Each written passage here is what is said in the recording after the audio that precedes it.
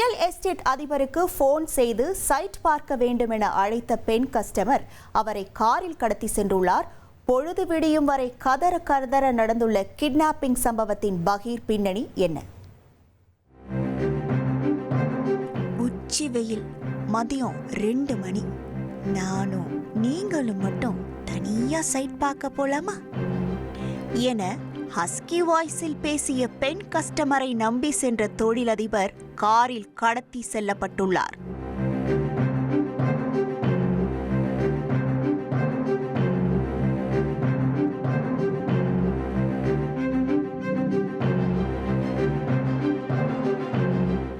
பாதிக்கப்பட்டவர் ஹோசூர் அருகே உள்ள மாதரசனப்பள்ளி கிராமத்தை சேர்ந்த சீதாராமன். இவருக்கு 34 வயதாகிறது. ஏரியாவில் திமுக பிரமுகராகவும் ரியல் எஸ்டேட் அதிபராகவும் வலம் வந்த சீதாராமனுக்கு கடந்த வெள்ளிக்கிழமை மதியம் ஒரு போன் கால் வந்திருக்கிறது.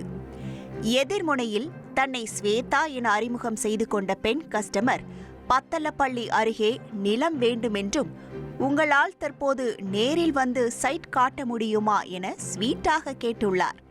இதையடுத்து தன் வசமுள்ள இடத்தை காட்டினால் அது கிளையண்டின் வைபோடு மேட்ச் ஆகிவிடும் என நினைத்த சீதாராமனும் உடனடியாக அவருடைய சொகுசு காரில் அந்த செம்ம ஸ்பாட்டை காட்டுவதற்காக சென்றுள்ளார்.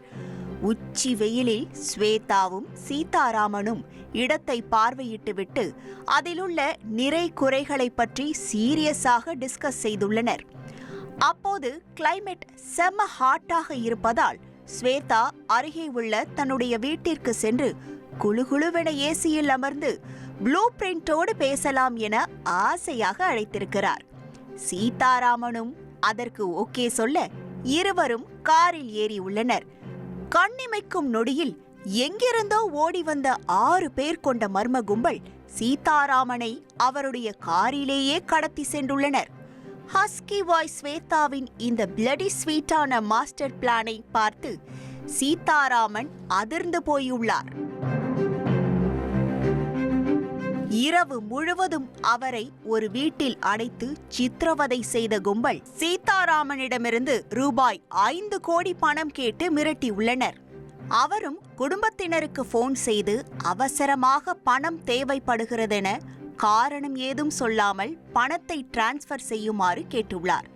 ஆனால் நட்ட நடு இரவில் சீதாராமன் பணம் கேட்டதால் அதனை கொடுக்க யாரும் தயாராக இல்லை.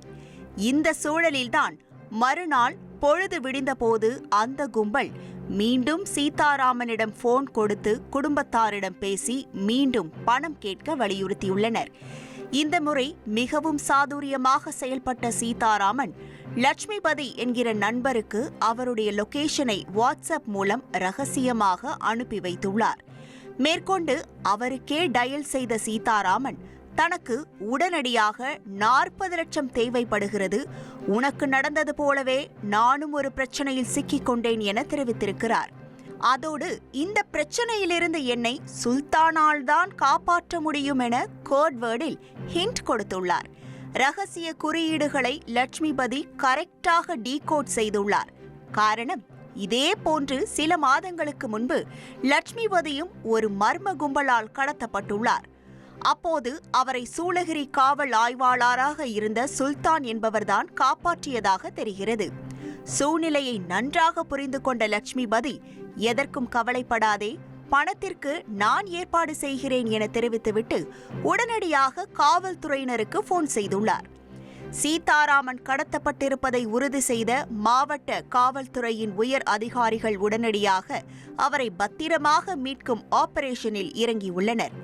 சீதாராமனின் லொகேஷனையும் செல்போன் சிக்னலையும் ட்ரேஸ் செய்த போலீசார் கடத்தல் கும்பலை சுற்றி வளைத்திருக்கிறார்கள். அப்போது அந்த கும்பல் மீண்டும் சீதாராமனை காரில் ஏற்றிக்கொண்டு தப்பி செல்ல முயன்றுள்ளது. சினிமா பாணியில் நடு ரோட்டில் நடந்த கார் சேஸில் காவல்துறையினர் கடத்தல் கும்பலின் வாகனத்தின் 4 புறத்திலும் சுற்றி வளைத்து அதிலிருந்து சீதாராமனை பத்திரமாக மீட்டுள்ளனர்.